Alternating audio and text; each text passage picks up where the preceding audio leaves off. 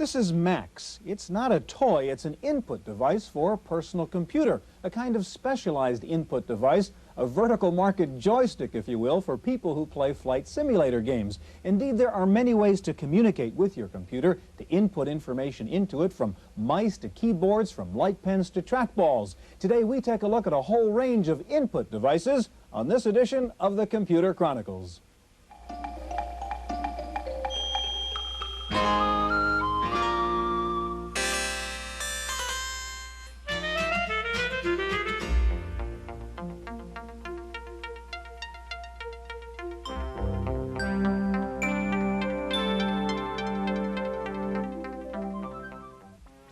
The Computer Chronicles is made possible in part by CompuServe, featuring an online reference library, Wall Street reports, at-home shopping, airline reservations, games, and hundreds of other services.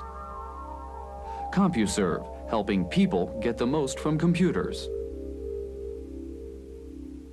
Additional funding is provided by McGraw-Hill, publishers of Byte. Byte's detailed technical articles on new hardware, software, and languages cover developments in computer technology worldwide.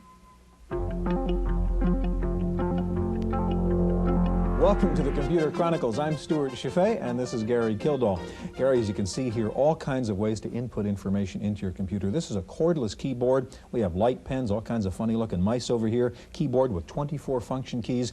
Is any one kind of input device inherently better than the other? Well, Stewart, as you know, general-purpose computers have had a general-purpose input device, a keyboard, for a long, long time, sort of the standard that everybody can use. But we're seeing more and more specialization in computers now. For example, computers that drive a kiosk where you can go up and buy shoes, for example, and you touch panel to get the item. And so as we see this specialization in computers, we're going to see more and more specialized input devices, and that's going to be real interesting to see what they come up with. Today we're going to take a look at quite a few special input devices. We'll see a cordless mouse, we'll see a keyboard with a built-in touchpad, we'll take a look at a 3D trackball, and we'll see an incredible device that lets you input information into your computer simply by writing it out in longhand. We begin with a visit to the U.S. Post Office and their favorite input device, the barcode reader. Most people probably don't think about what happens to a letter once it's been posted, except to hope that it arrives at its destination. Here at the main facility of the Postal Service's San Francisco division, it joins about 8.5 million other letters posted that same day, of all sizes, shapes, and legibility. Faced with about 162 billion envelopes and boxes mailed each year, the Postal Service is eager to expand its automated mail sorting system. The volume base was getting so large that if we had not done anything to modernize facilities, we would have run out of space in terms of the number of manual cases required to process mail. That's essentially a need not only in terms of volume of mail that we had to process, but also the cost for doing business in terms of that processing environment. The newest computerized input tools of the system are optical character readers and barcode sorters. Working in tandem, they read the last line and zip code of an address and transform the information into binary barcode data, which is sprayed onto the envelope to expedite sorting. The equipment can process close to 30,000 pieces per hour, about 50 times faster than hand sorting, and at about 1/10 of the cost. There are discounts available to our major mailers that pre-sort and have readability, comply with readability procedures, and even for those that pre-print a barcode on an envelope is certainly an advantage for the Postal Service. If we get pre-printed barcoded mail to a 9-digit level, that's certainly the most efficient means by which we can utilize our automated equipment.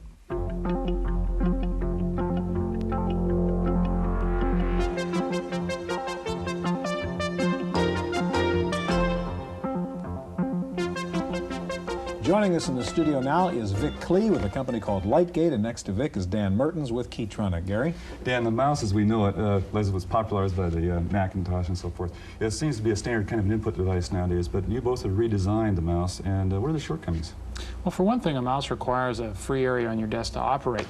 And secondly, you're usually performing some sort of operation on the keyboard and then reaching for the mouse. That involves a lot of lost time. So if you can bring that all into one package, it'll make for more efficient input. Okay, Vic, what are your thoughts? Well, the mouse takes up a lot of space on the desk. I basically agree with Dan. And in addition, there's no relationship between the mouse and the screen. The mouse has serious maintenance problems, as we've all encountered with our Macintoshes, having to clean the lint out of it on occasion. And in addition, the mouse doesn't have a natural relationship with the screen itself. Okay, now tell us about Felix.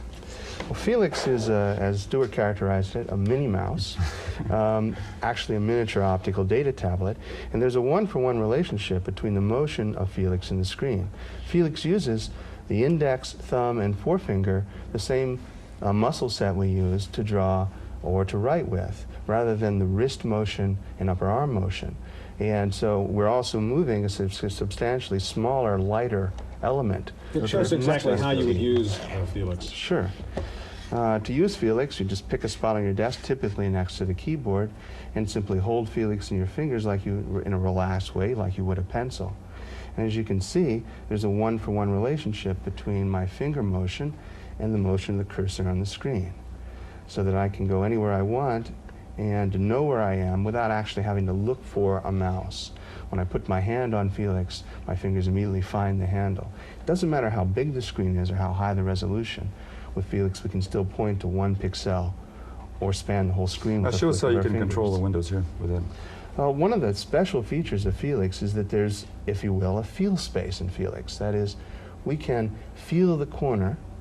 When we push all the way to the edge, Felix stops in the corner, stops in along the edge. And so we've associated now with a particular window in any Windows environment, like the Macintosh, those edges and corners of Felix. So you're saying basically when the cursor hits the corner of the window, you feel it hit the edge of Felix. Well, what I'm actually saying is that when the Felix hits the corner of Felix and I click, I'm always in the corner of the active window. If you can see that happening here, I flick and I'm in that corner. If I pick another active window and flick, I'm in the corner of that active window. Okay? So it doesn't require me to accurately position, as I would with a mouse, the cursor with the eye-hand feedback into a position on the screen. Instead, I have a space that I can feel with my hand, flick and click.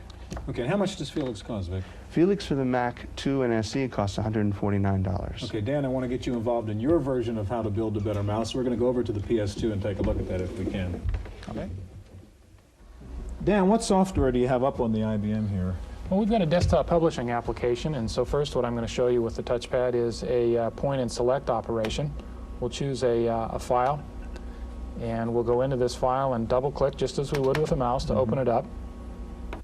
I've got a misspelling in here, so I'm going to need to select the toolbox for text, and actually what I need to do is select the text and spell it correctly. I want to now go and resize it, so I will come down and select it. I can move it in.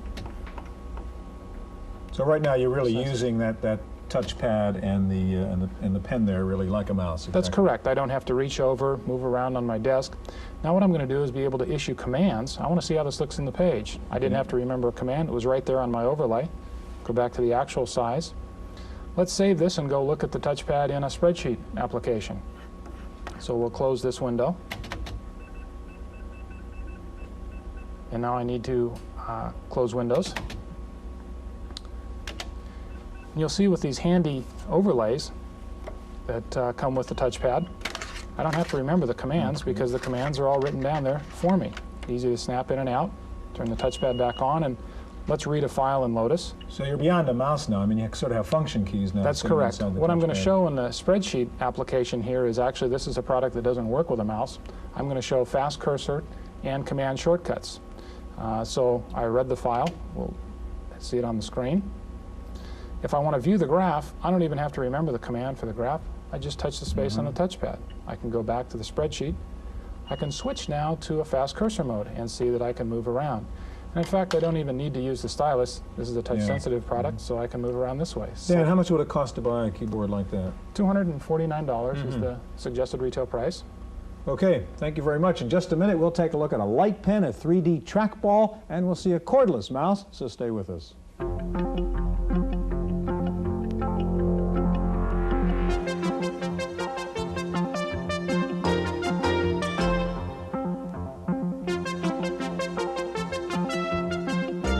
Joining us in the studio now is Billy Lewis, president of the Light Pen Company. Next to Billy is Tim Barry, president of Microspeed, and next to Tim is Charlie Kennedy, here representing Mnemonics. Billy, you're going to talk about the light pen, show us the light pen. The light pen accessory has been around with the IBM PC since very early days, but I haven't seen it used a lot. What kind of applications do you use light pens? Light pens are used in some very narrow niche areas. Hospital systems, for example, they use them as in the patient care software program that's actually operated by the doctor and the nurse and the technicians in the hospital. They track the patient throughout the entire system of the hospital using the light pen on the screen. They never touch a keyboard. What's the advantage there? I mean, why would they use the light pen in that application? They don't have to teach anyone how to use the keyboard. They don't have to teach them how to use a specific set of programs. It's all on the screen on a menu-driven program, and as fast as they can think, moving their hand around on the screen, they select the target and move on to the next Let's product. take a look at it. Sure. The light pen is a light-sensing device that will position the cursor wherever I'm pointing. So if I point and push the tip down, I will literally be able to draw or make a menu selection or whatever right on the screen. And it is natural, the hand-eye coordination that you develop in writing or pointing is used in the light pen, so it's the most natural of the input devices in that sense. I'm doing this awkwardly, so you must excuse how it appears. Upside down and backwards. Yeah, but the point is that you can go over and you can select, you can do anything you want to do as fast as you select and move the cursor around. Billy, how does the light pen actually work? The light pen detects the movement of the electron beam across the screen, which it does 60 times a second. Wherever I'm pointing within that field of view, it's 60 times a second, sending back a pulse indicating this is the presence of the beam. The computer locks up to that and gives coordinate information. Billy, thanks very much. Tim, let's turn to you, and why a trackball instead of a mouse? Well, the primary reason that most users give is that the mouse requires a lot more space on their desks than they often have, and the ability to, since the device is stationary, they are able to use it without ever having to look down at their hand and reposition it when it goes off the edge of the desk. Those are the two primary reasons that we hear. And show us how you'd use the trackball. You've got a spreadsheet up there. Right. Normally, pointing devices are used for drawing and graphics, but I thought I'd show here how it can improve productivity in a spreadsheet type environment. Here we have the trackball set up to move the cursor on the screen. As I roll the ball toward the top of the screen, you can see the thing moves up, and it moves across as I roll it to the right, or back to the left as I roll to the left. Then the third axis, in this case, is defined for page up and page down to allow the cursor to really move very rapidly and give you very rapid control on the spreadsheet. And how about the buttons? You got 3 buttons on that. The buttons are defined in this template to be basically the menu selection, so that you can use the balls to then select options. The right button is to cancel, and the left button is for input. We have different templates that we supply for WordPerfect, 123, SuperCalc. All the major programs come with the standard with the device.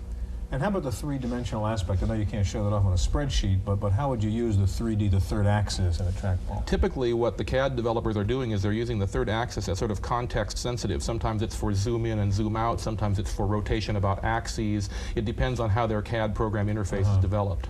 And what's it cost to buy a trackball? $149 retail. Okay, Charlie, everybody's been knocking mice up until now, and you've got a mouse over there. But yours is cordless. Right. Okay, what's the point in having a cordless mouse? Well, software that uses windowing features generally supports a mouse. Those are packages such as desktop publishing, CAD, presentation graphics, project scheduling. And the cable limits the location where the mouse can be used. So the idea of going cordless is to provide the user a larger work area and still have precise control of the functions that the mouse performs. But you need a line of sight, as it were, between the two, right? That is correct. We are transmitting infrared light here, and it is important to maintain a clear path between the mouse and the receiver. And what's the range of that? The range in front of the receiver is 4 feet. There's a 90-degree cone of reception, so that at the 4-foot extent, the width of the work area is about 5 feet. Okay, and other than that, it's a normal mouse, I take it? Correct. Other than we don't use the roller ball tracking mechanism, which eliminates the need for periodic cleaning and maintenance. Okay, so if you can just show us how you would use that now, just to prove it really does work. This is using it with Dr. Halo 3. Here I'll just quickly make a picture of the mouse, give it 3 mouse buttons, create a spot for our logo. And there's a top view of the mouse. Okay, and I take it you got, what, a 9-volt battery in there or something? This is a rechargeable NiCad battery. The back of the receiver is fitted with a jack, as is the front of the mouse, between the 2 LED emitters. We suggest that overnight you plug it in and recharge it overnight, but it does have a life of 10 hours between recharging. Gentlemen, thank you very much. Some people think the most intuitive way to communicate with your computer screen is to simply point to the screen or touch it with your finger. Wendy Woods found a touchscreen application at De Anza College in Cupertino, California. When new students arrive at De Anza College in Cupertino, California this fall, part of the orientation process will take place here, at a computer running an interactive video disc. Students will learn the kind of courses available, how to plan out their program, and just how to get around. You'll notice this student is using the video disc by touching the screen. This touch screen was chosen for the program basically because it's easy to use. I'm here to take courses just for the fun of learning, things that I'm personally interested in. The touch screen that Ella Graphics assisted us with essentially was the most critical component to this orientation or interactive program. And the reason for that was that when you consider the number of students that come through this institution and their degree of sophistication regarding computers, we felt it had to be very simple. We didn't want to have to train someone on how to use this orientation, self-paced orientation program. It had to be very simple and they could walk up to it and use it. De Anza College is pioneering the use of this technology to take the place of timely and repetitive counseling sessions for student orientation.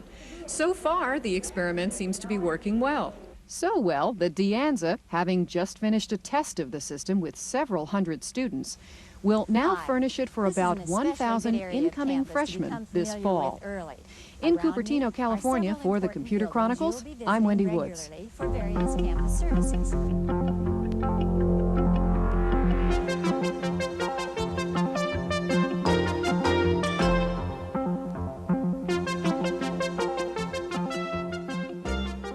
Joining us in the studio now is Michael Buffa, president of Nestor Incorporated of Providence, Rhode Island.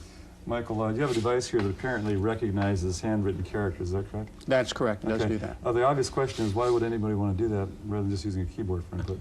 Well, actually, there are some applications, some classes of people that do not or will not use a keyboard in a given application, such as in a mortgage underwriting application. There are many cases on Wall Street where brokers have been wanting to use some alternative to a keyboard input, and this gives them that alternative. So you don't see this as an end-user device? Huh? No, this is not going to be a mass-marketable end-user product.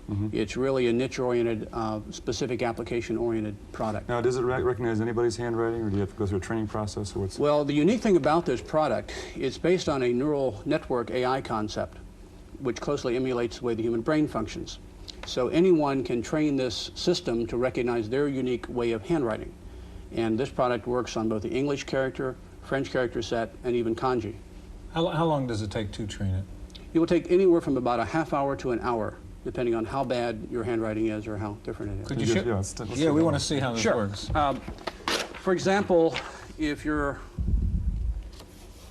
doing an application where you want to enter data on some type of form, say you're in telemarketing or in an application where you want to enter data into the computer through a form like this, the first step is to start the application by touching the pin to the pad, and then you can select a number of functions here. In this case, we want to create a document, so I hit the F1 function. Now, in this case, it just has my memory in the computer, if you will. But you could have any number of users here and call in your specific handwriting style. So I'll just touch the F1 button, which will now read in my memory, if you will. So now the system knows how to recognize my handwriting.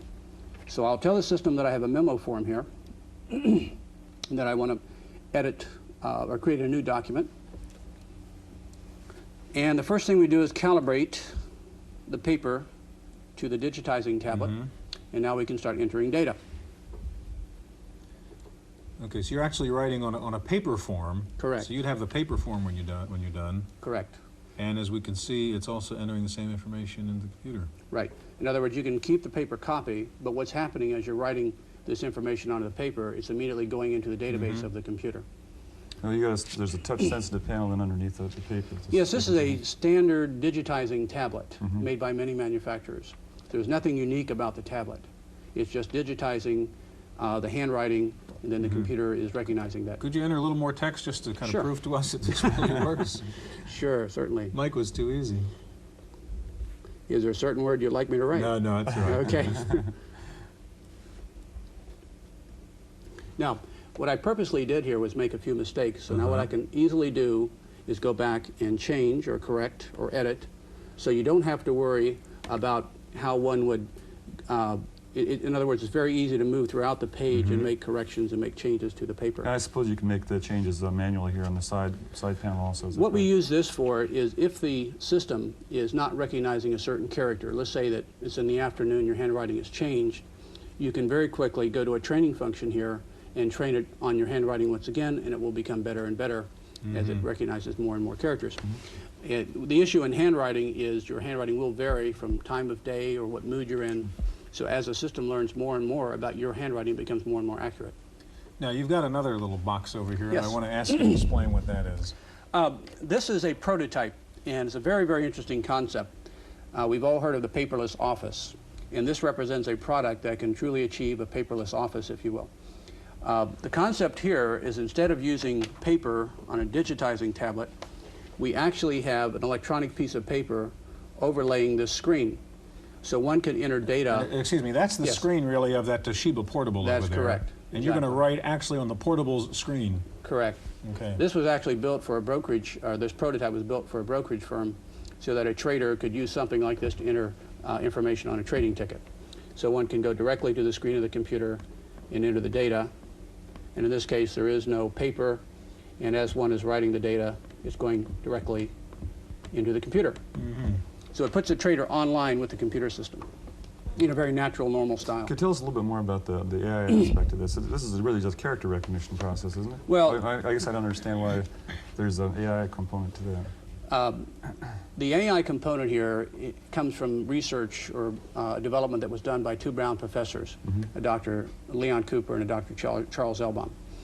They started working about 15 years ago trying to build a computer that would emulate the way the human brain works in terms of recognizing and classifying patterns. And that body of work has now resulted in a form of AI called neural network. And the neural network is the technology that is in the computer that is learning how to recognize these very complex patterns. The same technology can be used for things like learning how a mortgage underwriter underwrites mortgages, or learning how to make decisions on trading situations on the market. And then some of those applications are being done today. Michael, thank you very much. We're out of time. Okay, thank you. That's our look at input devices. Hope we'll see you here again next week on the Computer Chronicles.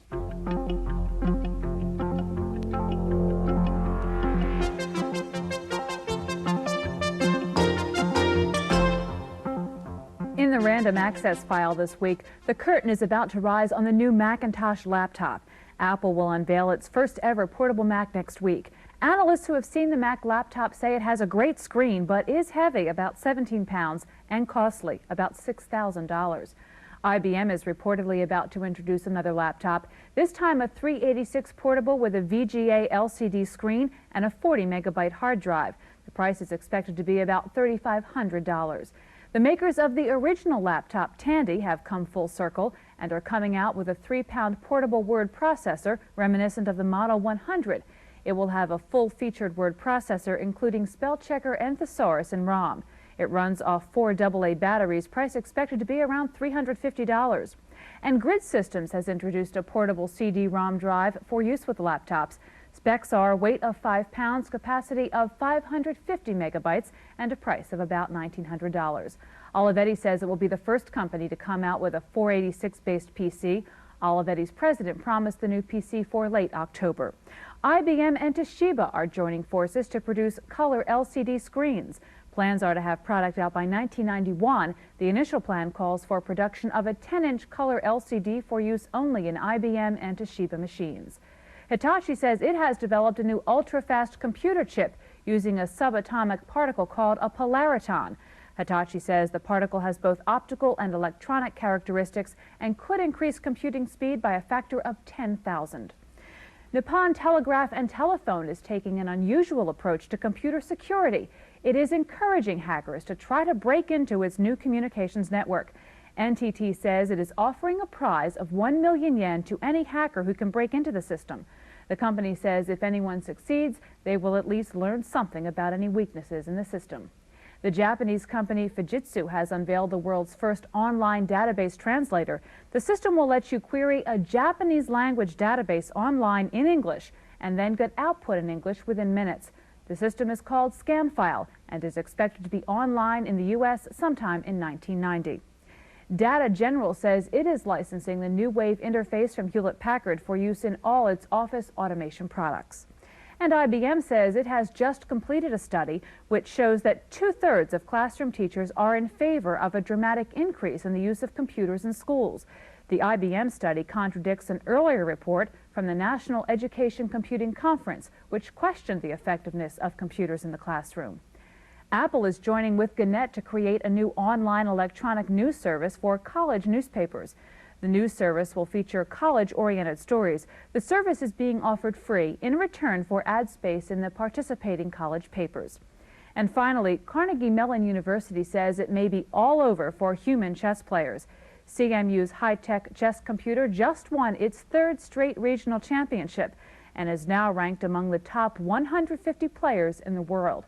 And high-tech isn't as good as its older brother Deep Thought, another Carnegie Mellon computer. That's it for this week's Random Access. I'm Kate McGargy. The Computer Chronicles is made possible in part by McGraw-Hill, publishers of Byte magazine, and BIX, the Byte Information Exchange. In print and online, Byte and BIX serve computer professionals worldwide with detailed information on new hardware, software, and technologies. For a transcript of this week's Computer Chronicles, send $4 to PTV Publications, Post Office Box 701, Kent, Ohio 44240. Please indicate program date.